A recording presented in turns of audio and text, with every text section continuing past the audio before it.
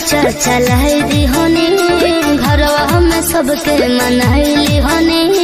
सच हो का हो सुनो बोला, प्यार वाला चर्चा चलाई दी होनी, घरवा में सबके मनाइली होनी।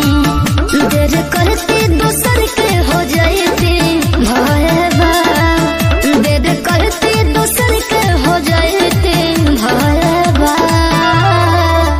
अरे बाकी लगन में जय जय बा, हर तू ही बनबू सब तय बा।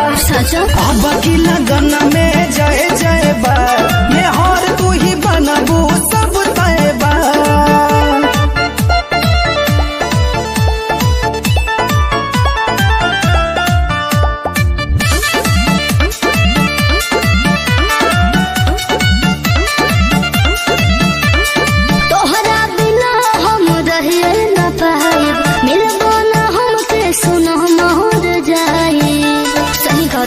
अरे ऐसा मत बोला, अरे तोहरा बिना हम रहे न पाइब, मिलबो न हमके सुनो मोर जाए। सुनो रोहन फिक्र धन हो, हमरा मम्मी के बारू पसान हो। तोहरे खातिर जो गावल धनमा मोहबा, तोहरे खातिर जो गावल धनमा मोहबा।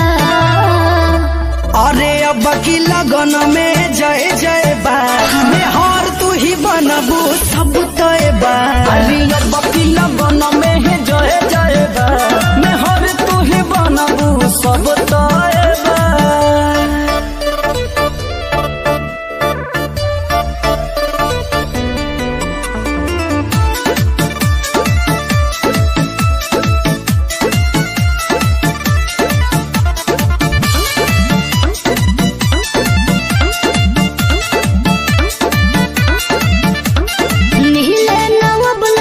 चांद बोलई हो, सीधे दुआरे बारात लेके आई हो। अरे ठीक भाई करे जा।